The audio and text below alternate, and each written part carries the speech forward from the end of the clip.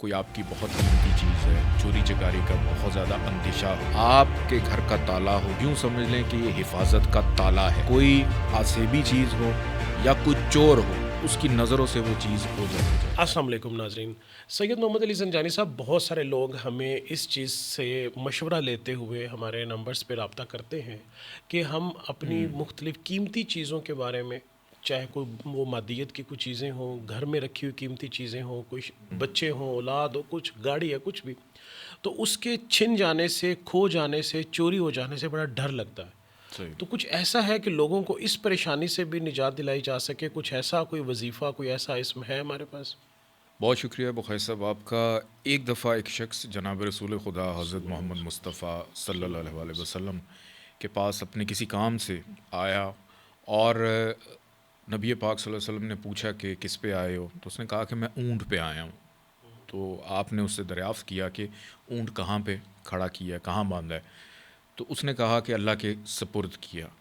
تو سنت رسول یہ ہے جو انہوں نے تعلیم فرمایا کہ ابھی جاؤ اور جا کے اپنی سواری کی حفاظت کرو، اور اس کو حفاظت کے ساتھ کہیں پہ باندھ کے تو پھر میرے پاس آؤ۔ کہنے کا مقصد یہ ہے کہ اپنی چیزوں کی حفاظت کرنا یہ سنت رسول بھی ہے، ان کی تعلیمات سے بھی ہے کہ آپ کہیں پہ اپنا گھر لاک کر کے جاتے ہیں، کوئی آپ کی بہت قیمتی چیز ہے، آپ کسی ایک ایسے معاشرے میں رہ رہے ہیں جہاں پہ آپ کو چوری چکاری کا بہت زیادہ اندیشہ ہو، آپ اپنے گھر کو لاک کرتے ہیں۔ اکثر یہ دیکھا گیا کہ گھروں کے اندر سے جہاں پہ زیورات ہوتے ہیں وہ چوری ہو جاتے ہیں، آپ نے بڑی خفیہ جگہ پہ رکھا ہوتا ہے، گھر کے اندر کوئی بھی نہیں ہوتا، لیکن اس کے باوجود جب پتہ چلتا ہے کہ گھر میں کوئی وہ نہیں تھا، چیز غائب پتہ ہے۔ نہیں کوئی ہوائی چیز آ کے لے گئی، تو ان چیزوں کی ہم حفاظت کیسے کریں؟ آپ کے گھر کا تالا ہو یا جس جگہ پہ بھی آپ نے کو اپنی محفوظ چیز رکھی ہے، آپ کہیں پہ جا رہے ہیں، آپ کسی کو ملنے گئے ہیں، آپ نے باہر اپنی بائک پارک کر دی ہے، اکثر کراچی کے اندر یا بہت سارے شہروں کے اندر یہ معاملات ہوتے رہتے جی ہیں بہت ہے۔ کہ لوگوں کی سواریاں غائب ہو جاتی ہیں۔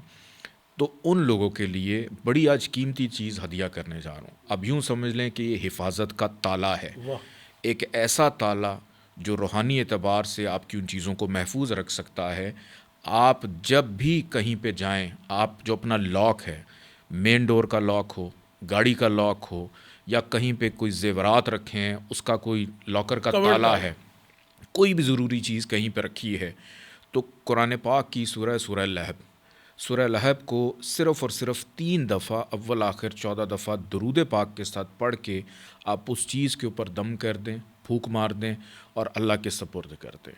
تو اس کے بعد جب تک آپ اس تالے کو نہیں کھولیں گے، کوئی آسیبی چیز ہو یا کوئی چور ہو، اس کی نظروں سے وہ چیز اوجھل ہو جائے گی انشاءاللہ تعالیٰ، اور آپ کی چیز محفوظ رہے اللہ گی۔ پاک کی حفاظت میں چلی اللہ جائے پاک کی گی۔ حفاظت میں۔ یقیناً آپ کی قیمتی چیز اللہ پاک کی اس طرح حفاظت میں رہے گی، اور جیسے کہ سید محمد علی زنجانی صاحب نے آج آپ کو ایک ہدیہ عنایت کیا ہے، اگر آپ اس پر عمل کریں تو یقیناً آپ اپنی اس پریشانی سے نجات حاصل کر سکتے ہیں۔